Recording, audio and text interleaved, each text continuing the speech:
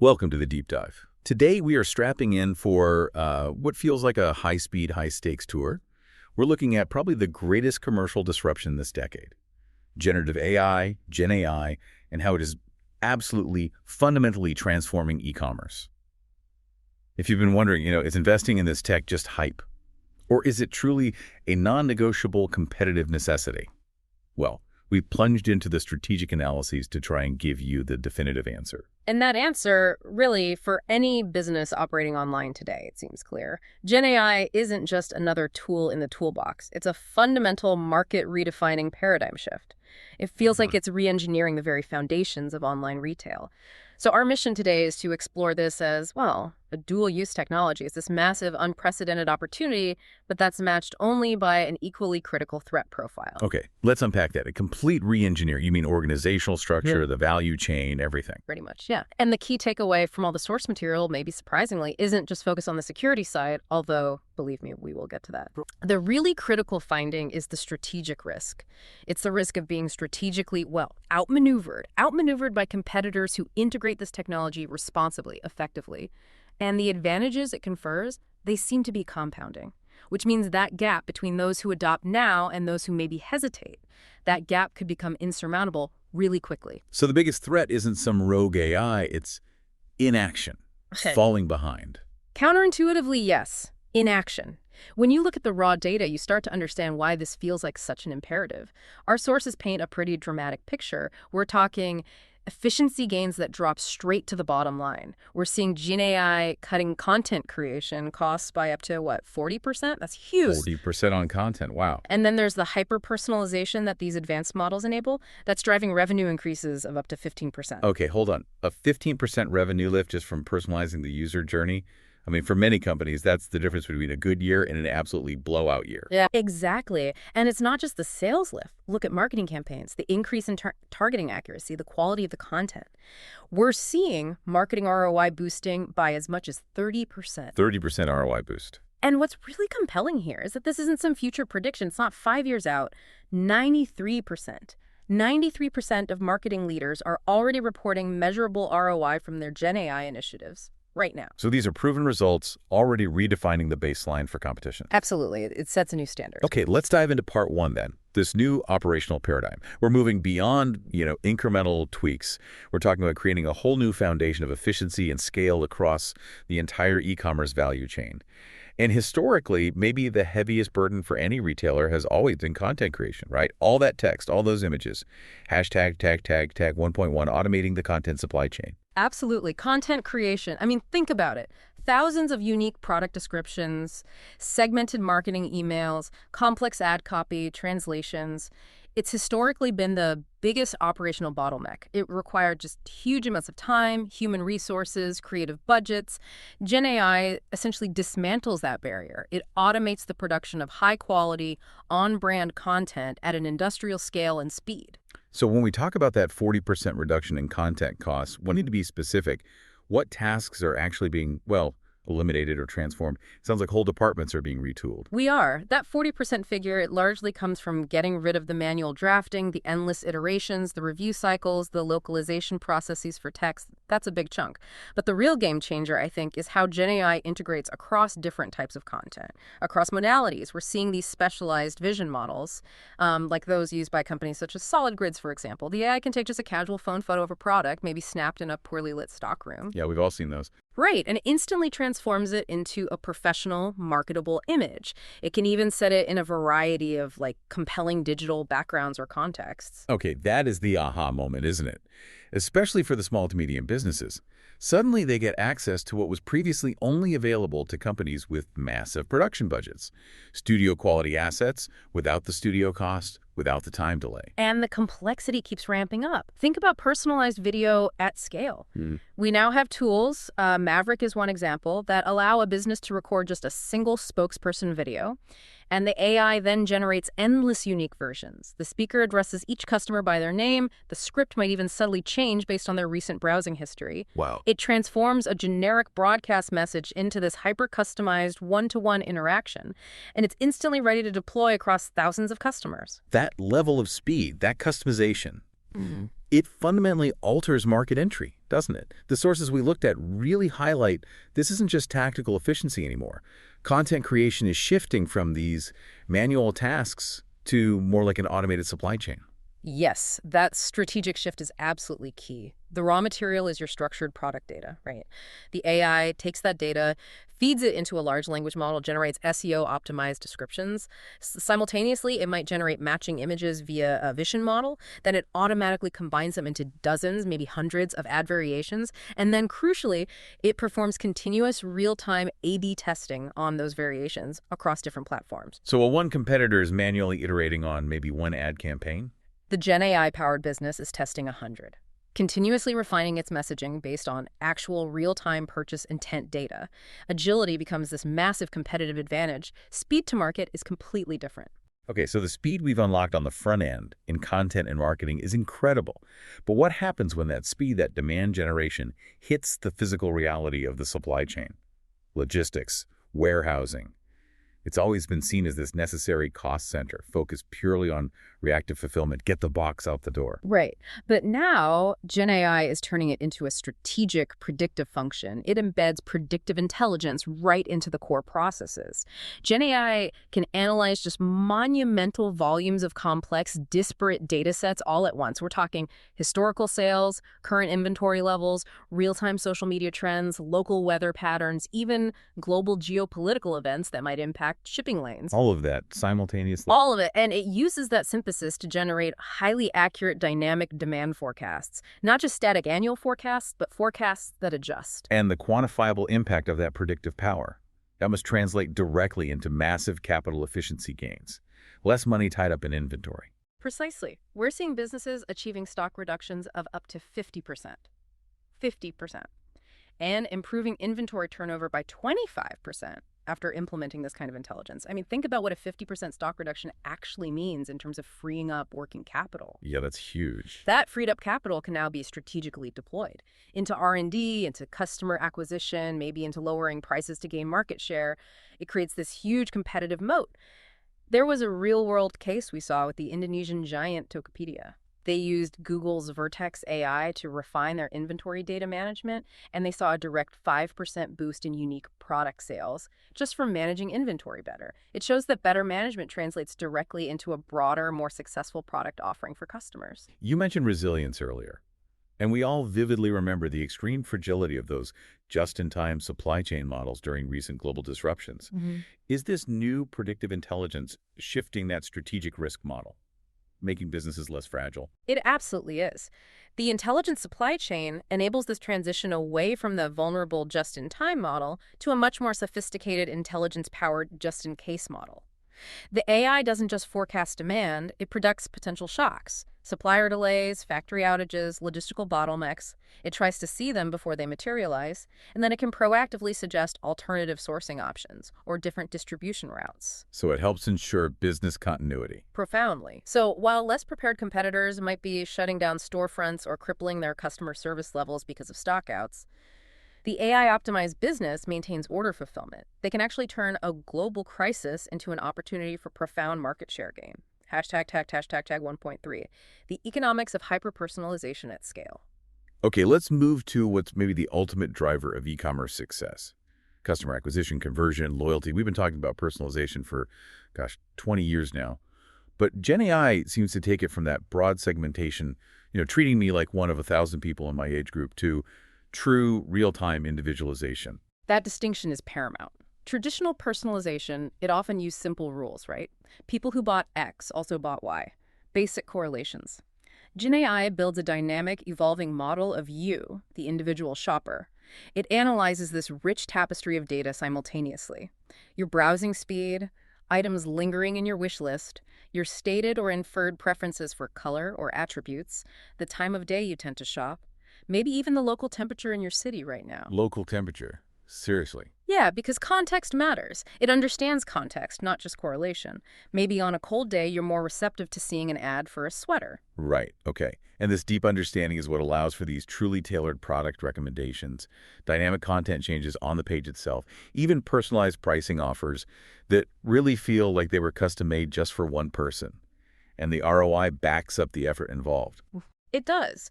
The data shows this level of granularity lifts revenues by up to 15%, and through better targeting and relevance, it increases marketing ROI by up to 30%. And this isn't just a push from the business side, it's increasingly a pull from the consumer.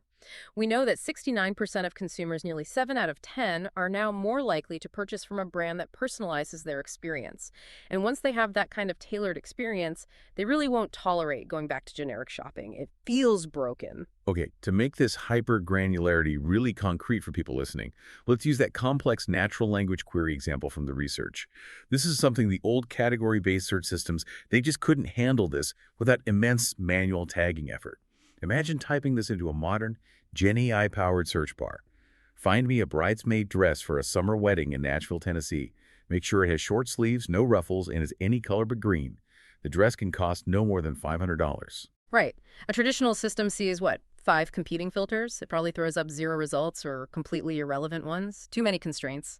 GenAI, however, parses the entire complex request. It understands the context, a specific type of climate, a specific event, a summer wedding in the South. It understands the 5 simultaneous specific product restrictions, sleeves, no ruffles, color exclusion, and the hard financial ceiling of $500. It can immediately filter potentially thousands of inventory items and return highly specific, relevant, in-stock results that meet all those criteria. That really is the new bar, isn't it? The shopping experience stops feeling like you're just searching a clunky catalog and starts feeling like you're receiving expert consultation from someone who gets you. Which brings us right to the competitive threat. Once consumers get consistently exposed to this level of intelligent, individualized service where the store almost appears to read their mind, going back to a generic e-commerce experience feels deeply archaic. It feels frustrating. It feels slow. The cost of friction mentally goes way up. So if you're not offering this level of service, your most valuable customers, especially the digitally native ones, they'll just migrate to the brands that are. It's that simple. And this naturally leads us to the final operational pillar we should touch on, redefining the customer interface itself. Customer service, support. We are rapidly moving beyond those simple rules-based chatbots that could only handle basic FAQs. GenAI assistants can now handle really complex queries 24/7. Things like detailed technical product information, side-by-side comparisons, processing nuanced returns, tracking orders across multiple carriers. This whole conversational commerce market is accelerating fast. Revenue projected to hit, $325.3 million by 2026, driven almost entirely by the increasing sophistication of these AI agents. This feels like it directly attacks the last major advantage of physical retail, Yeah. the expert human sales associate. If an AI can provide genuinely tailored expert advice, guide me through my shopping journey, maybe even show me visually how a complex product works, or compare 3 different technical specifications accurately, does that eliminate the need for that highly compensated human role? It certainly challenges it, and the AI does it instantly, constantly, without needing a break. But the most significant strategic concept, looking a bit further out, is the rise of agentic AI. This is where the game, I think, fundamentally changes direction. Okay, agentic AI. Tell us more about this. This is where it starts to get really interesting and maybe a little terrifying for existing e-commerce operators. Agentic AI refers to autonomous systems. These aren't just chatbots waiting for a question. They understand a user's high-level goal, and then they independently execute multiple sophisticated steps to achieve that goal. They might interact with dozens of third-party systems, websites, APIs, without needing constant human input or confirmation at each step. Think about tasking an agent with something like, plan and purchase all the essentials needed for my child's first birthday party. Okay, so the agent wouldn't just fit out a generic shopping list like current assistants might. You're saying it would autonomously browse 5 different themed party supply sites, compare prices, select a cake from a local bakery based on reviews, find the cheapest retailer for the required number of specific balloons. Exactly. Check delivery times to ensure everything arrives before the party date, maybe even cross-reference ingredient lists for potential allergies based on your family profile. And then execute all the purchases automatically across those different vendors using stored payment info. Precisely. The agent is now the customer, acting on a human mandate. And this has profound, potentially existential implications for how e-commerce businesses need to operate in the future. So what does this shift mean? If the primary visitor to your online store might soon be an AI agent, not a human scrolling through pages, how does a business adapt its marketing, its structure? Well, it means the old concepts of search engine optimization, SEO, which focused heavily on keywords, backlinks, maybe emotional appeal in the copy to attract a human reader, are rapidly evolving. We're moving towards something called generative engine optimization, or GEO. Your marketing focus has to shift. It shifts from appealing primarily to human psychology and visual design to ensuring that your product data, your delivery logistics information, your return policies, all of it needs to be structured in a way that an AI agent can easily parse, categorize, compare, and ultimately select based on its programmed criteria. Price, reliability, speed, specification accuracy. That feels like the ultimate strategic challenge brewing. The existential threat isn't just being outmarketed. It's if your product data is ambiguous or unstructured or just plain incomprehensible to an emerging AI agent, you risk becoming invisible. Completely invisible. The AI agent, on its mission to fulfill its user's goal efficiently, it won't stop to admire your beautiful brand imagery or read your evocative blog post. It will just skip right over your confusing data set and buy from the competitor whose information is structured for machine consumption. Comprehensibility to the machine becomes paramount. Wow. Okay, that structural threat, the need to be understood by a machine, is massive. Huge implications.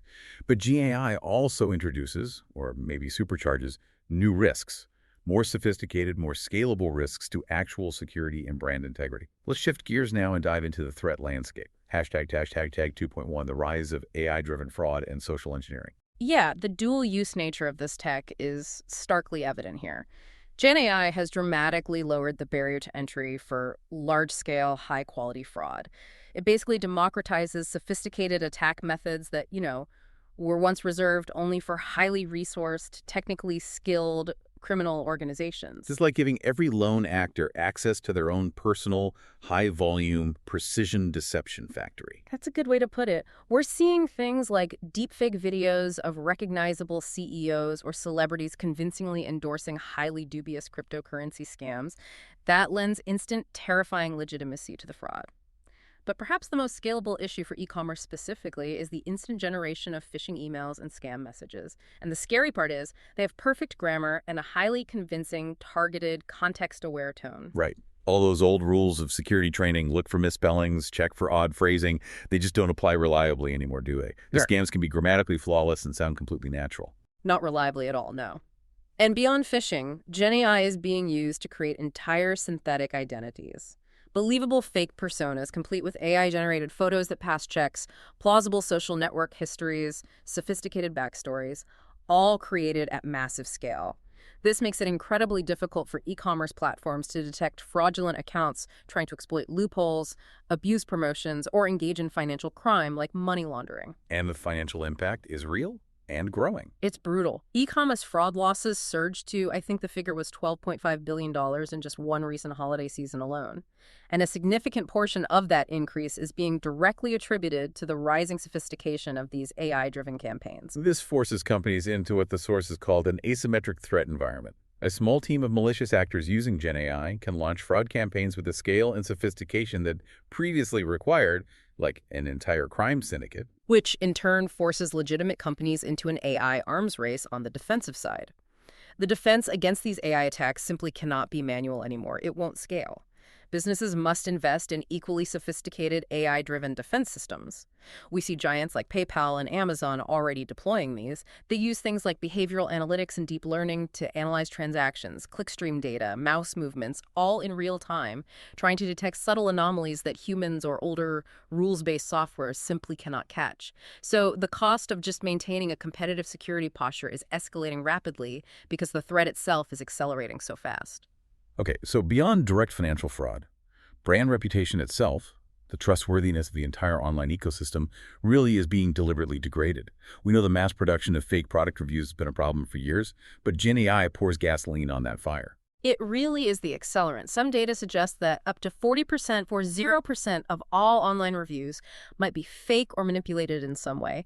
And GenAI's ability to generate credible human-sounding text at scale just dramatically exacerbates this. If you can instantly generate 1,000 believable, nuanced, 5-star reviews for a genuinely low-quality product, You completely pollute the signal-to-noise ratio. Mm-hmm. You erode consumer trust, not just in your product, but across the board. Yeah. How can anyone trust reviews anymore? Exactly. It degrades the commons. But there's a more insidious internal threat as well, one that deals with how the brand's own AI tools perceive and represent it. This is the concept of brand drift. And it's a truly fascinating and frankly terrifying concept that sounds like a massive unmanaged liability waiting to happen. Okay, brand drift. Explain this. What is it exactly? It's a critical new risk area. Brand drift happens because these large language models, when they're generating text for your chatbot or your marketing copy, they synthesize their understanding of your brand not just from the official polished marketing copy you feed them. They synthesize it from your brand's entire digital footprint that they can access. That includes customer reviews, good and bad, news articles about you, social media posts mentioning you, and potentially internal documents if they're not properly secured. The AI then effectively co-authors your brand's narrative in real time. And when that synthesized narrative deviates from your company's intended message, your official positioning, that's brand drift, and that's where the liability sits. Okay, can you break down the three forms of drift you mentioned? Because understanding these feels crucial for listeners trying to spot this risk. Certainly. First, there's factual drift. This is probably the most straightforward. It's the AI basically hallucinating facts about your products or services. Maybe it generates a product description that includes features that were promised in development but never actually released. Or it uses outdated technical specifications pulled from an old web page. This leads directly to customer confusion, frustration, and inevitably higher return rates and support costs. Okay, factual drift. Then there's intent drift. Intent drift is subtler and maybe harder to catch. Here, the AI retains the core facts, but it loses the nuance. It loses the emotional intent, the cultural context, the carefully crafted tone of your message. Imagine you have a painstakingly crafted, multi-year sustainability commitment message. Intent drift might reduce that down to a generic empty platitude like, "We care about being green." It technically mentions sustainability, but it completely undermines the value, the sincerity, and the investment behind the original commitment. Right, it strips out the meaning. And the most dangerous one, the one that really makes my blood run cold thinking about the implications, shadow brand drift. Shadow brand drift. Yes, this carries the most severe potential for reputational liability. This is where the AI finds and somehow surfaces confidential, proprietary information that was never intended for public consumption. Imagine an AI synthesizing information from, say, an old internal memo that debated discontinuing a popular product line. Or maybe it finds a slide deck stored on an accessible server where leadership used some unflattering language about a key competitor. Now, if the AI integrates this sensitive internal shadow information and presents it as the company's current official stance to potentially millions of users via a public-facing chatbot, The damage to reputation, to stock price, to legal standing, it could be immediate and potentially permanent. catastrophic. Absolutely catastrophic. So the implication is that brand risk management must now evolve. It has to become a mandatory, ongoing audit of the company's entire digital and internal information architecture. You're no longer just managing the content you intentionally publish. You have to manage the vast pool of content the AI might consume and learn from. So it requires a whole new level of cross-functional governance. You need legal, IT, marketing, maybe even HR, all working together to secure and control this vast, previously unmanaged information landscape. Exactly. The risk isn't just about what you say anymore. It's about what your AI thinks you said, based on everything it could find. Okay, so implementing GenAI doesn't just introduce these external marketplace threats like fraud and brand drift. It also creates an entirely new set of technical vulnerabilities. These target the AI models themselves. We're dealing with a critical black box security issue now, where the model's inner workings are often opaque, even to the people who built them. That's right. These are novel attack vectors that go far beyond traditional cybersecurity threats like malware or network intrusion. The first major concern here is training data poisoning. This is a really insidious adversarial attack. Malicious actors intentionally manipulate the input data used to train the model. Often subtly, they do this to introduce hidden biases or create backdoors into the model's logic. Imagine trying to train a fraud detection system, right? But the attacker manages to feed the system carefully crafted data that teaches it that a specific complex type of financial fraud is actually a legitimate transaction. Wow. So that compromises the integrity of your defense system from the inside out. Yeah. The very foundation of trust in the AI's judgment is corrupted before it even gets deployed. Precisely. Then there's prompt injection. This is different. This is about crafting a malicious input, a prompt, that tricks an already trained model into ignoring its core safety instructions, its guardrails. A cleverly designed prompt, maybe hidden within seemingly innocent text, could be used to make a customer service chatbot, say, reveal highly sensitive customer data that it's not supposed to share, or execute an unauthorized command, like initiating a high-value product return without proper verification. It's like social engineering for the AI itself. Yeah, And what about protecting the intellectual property tied up in these models? They're expensive to build. absolutely. That falls under model theft. Proprietary AI models represent huge investments, potentially millions of dollars in compute time and data acquisition. If these models are stolen, they can be reverse engineered by competitors to gain an unfair advantage, or worse, analyzed by attackers to identify specific weaknesses for planning future, more targeted attacks. Related to this is the risk of data leakage. This is where the models unintentionally reveal sensitive private data that was part of their original training set, even if it wasn't explicitly requested in the prompt. The model can sometimes reconstruct and inadvertently share pieces of that training data in its generated outputs. And of course, the failure mode we probably hear the most about, hallucinations. Outputs that sound plausible but are just wrong. Right. And hallucinations aren't just an accuracy problem. They are a potential security vulnerability.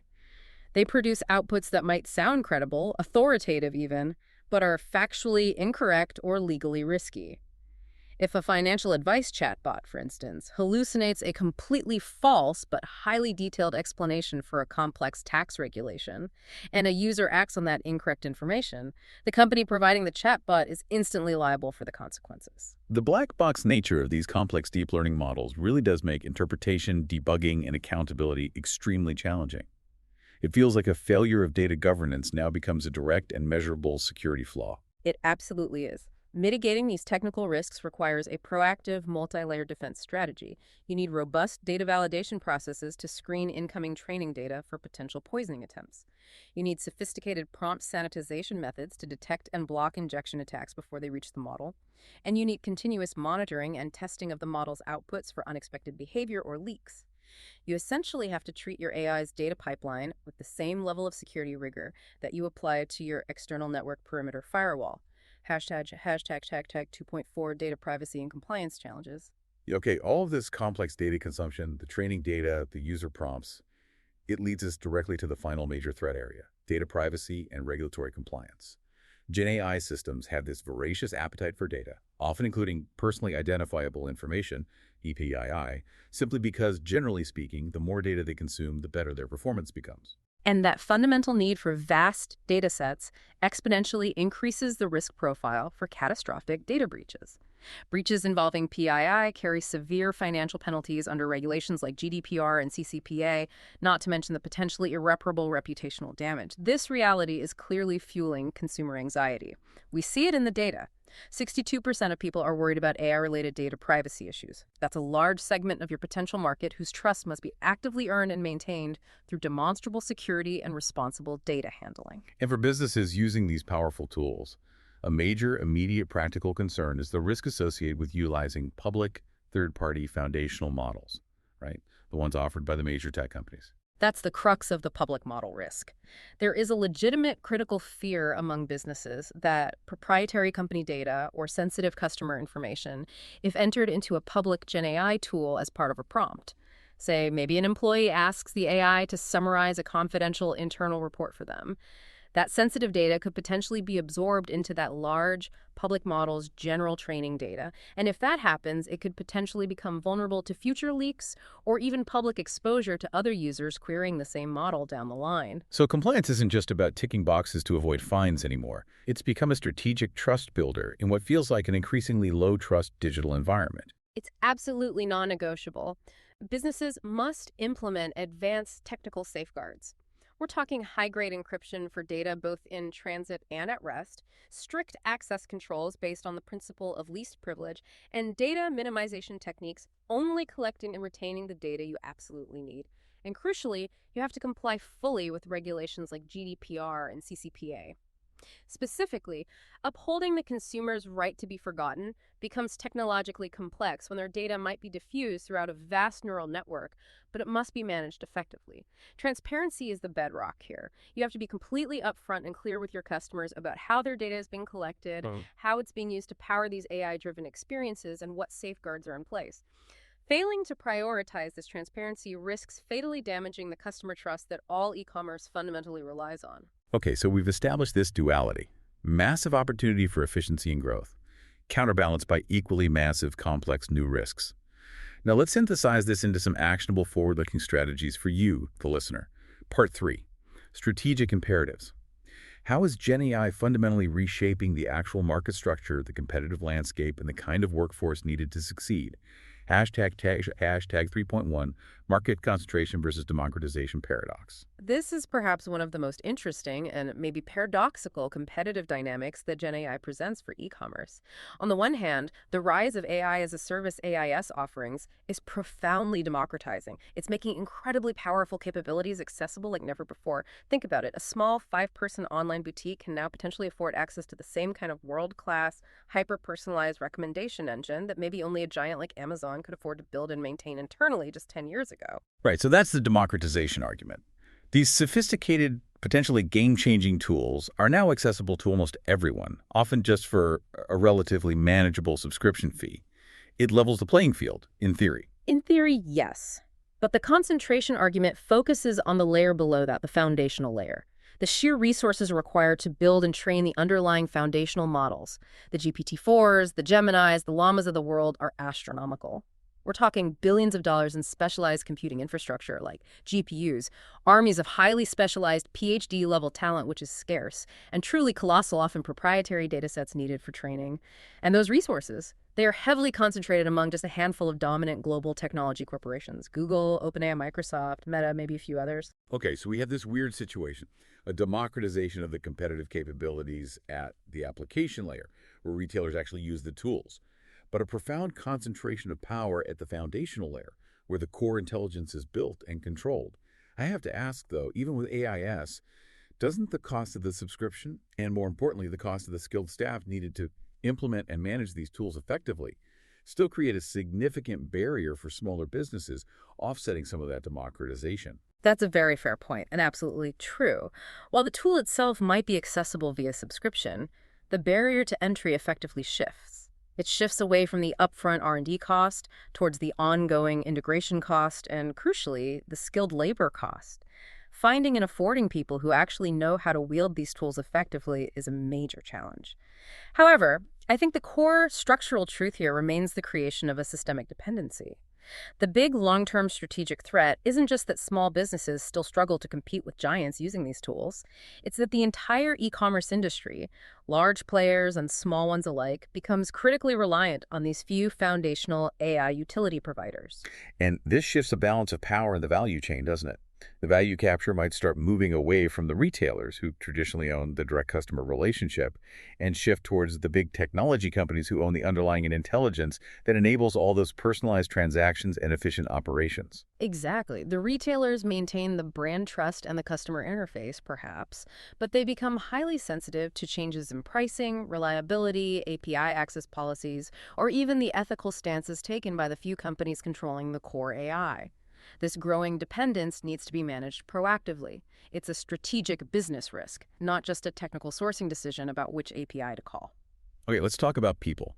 This technology obviously profoundly impacts the workforce. We've all heard the fear-mongering about mass job replacement, but the data we reviewed seems to suggest a more nuanced reality, focusing more on augmentation and skill shifts. Displacement pressure is certainly real. Let's not downplay that, particularly for roles that involve highly routine, pattern-based tasks.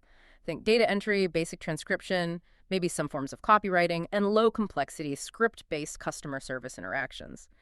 We saw that concrete, immediate impact analysis on freelancers in writing and editing roles.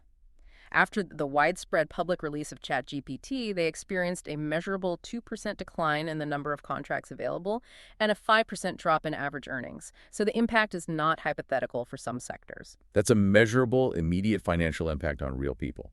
But the deeper truth, maybe the core opportunity here, is that for many other roles, AI seems poised to primarily complement human workers, not replace them wholesale. Absolutely. That seems to be the consensus from the analysis. The machine takes over the tedious, the time-consuming, the repetitive tasks, the stuff humans often don't like doing anyway. And this frees up human employees for genuinely higher-value activities, things that require strategic thinking, creative direction, complex problem-solving, dealing with ambiguity, and perhaps most importantly, empathetic, high-stakes customer interactions where human connection is key.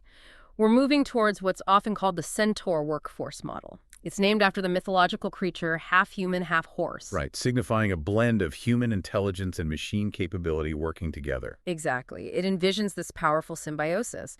The human provides the strategic direction, the ethical judgment, the creative spark. The AI handles the heavy lifting of data analysis at scale, content generation based on prompts, pattern recognition in vast data sets. So if mass layoffs aren't the primary immediate threat for most roles, then the critical long-term competitive threat for businesses becomes the emergence of a severe skills gap within their existing workforce. That is the crucial competitive battleground for the next decade, I believe. If your workforce lacks the skills to effectively leverage these powerful new tools, you will be decisively outcompeted by rivals who have invested heavily in training and upskilling their people into this effective centaur model. We're talking about a whole new set of critical skills becoming mainstream. Things like prompt engineering, which is really the art and science of communicating effectively with the AI to get the precise output you need. Also, sophisticated output evaluation, knowing how to critically assess the AI's suggestions, spot biases, identify inaccuracies or hallucinations, and of course providing that high-level creative and strategic direction to the AI. Competitive advantage in the near future likely hinges entirely on this human capital development. Can your people work effectively with the machines? Okay, let's circle back briefly to the economics because the numbers we saw really underscore the urgency here. We're talking about potentially colossal macroeconomic value flowing into this specific segment of the economy. The projections are truly staggering. Some analyses suggest GenAI could add the equivalent of $2.6 trillion, up to maybe $4.4 trillion in economic value annually, globally, across all industries combined. But drilling down into the retail and e-commerce sector specifically, which is our focus today, we're looking at estimates of an additional $400 billion to maybe $660 billion in value annually. This isn't incremental improvement, it's potentially transformative economic impact. And the case studies we discussed earlier already prove that this kind of efficiency and ROI isn't just theoretical, it's achievable right now. They do. We saw that example of a retail client using AI just for generating product descriptions, achieving a verified 20% increase in their conversion rate. That's huge. Other specialized retailers have reported seeing an over 20x ROI 20 times on their initial investment in AI-powered product discovery technology. When you look at these proven results consistently popping up, the 15% revenue lift from hyper-personalization, the 25% improvement in inventory turnover from predictive supply chains, you realize this technology can build a highly profitable, self-funding engine within a business fairly quickly. Which brings us back to maybe the most urgent point for anyone listening who's still on the fence, the compounding threat.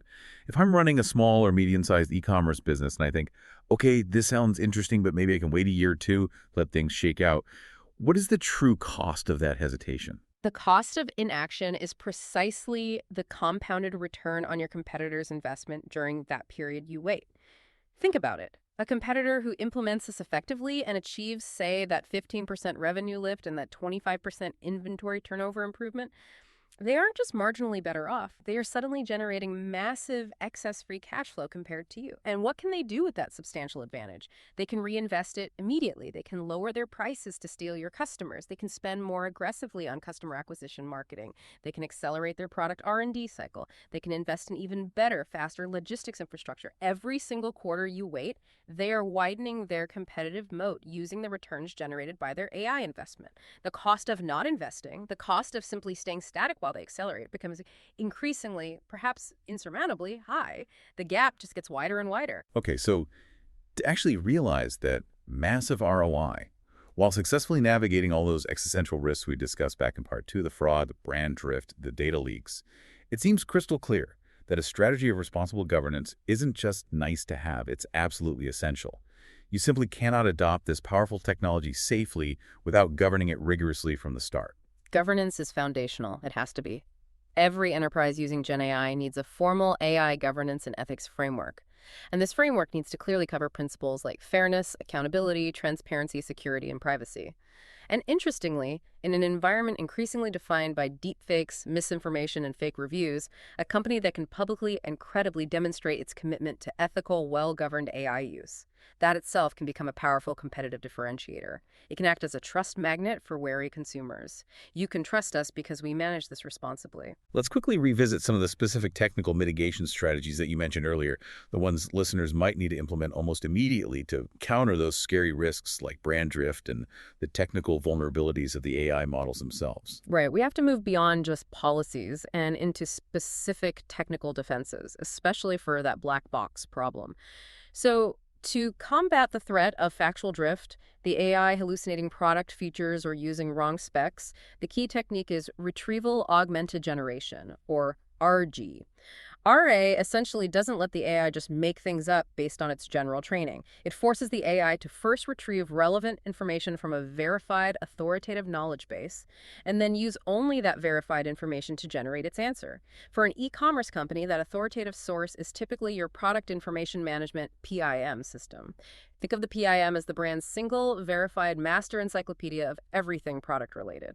RA ensures the AI primarily reads from and cites that trusted encyclopedia, not just its general knowledge. Okay, so RAG acts like a technological leash, grounding the AI's potentially creative outputs in verified facts pulled from the PIM system. That makes sense. And what about countering that really devastating risk of shadow brand drift, where internal secrets leak out? That requires a two-pronged approach. First, you need robust data loss prevention, DLP tools and policies. These act like digital security guards to ensure that confidential internal documents stored on servers or SharePoint sites cannot be accidentally accessed or ingested by the AI models during training or operation. Second, you absolutely need that cross-functional governance committee we talked about, legal, IT, marketing, maybe compliance, whose job includes actively auditing the company's entire digital footprint to find and secure or remove any unmanaged shadow information repositories that the AI might stumble upon. And then, of course, to secure the models themselves from external attacks like prompt injection, you need continuous security testing, including red teaming exercises where you intentionally try to trick your own models, plus implementing robust prompt sanitization systems at the input layer to try and filter out malicious instructions. Finally, after all this technical talk, we absolutely must reaffirm the human-in-the-loop mandate. The technology is incredibly powerful, yes, but full, unchecked automation, especially in customer-facing or high-stakes scenarios, seems demonstrably dangerous based on current capabilities. It is absolutely essential that humans remain the ultimately accountable decision makers in any critical process involving GenAI. The AI must be viewed strictly as an augmentation tool, a powerful assistant, not an autonomous replacement for human judgment.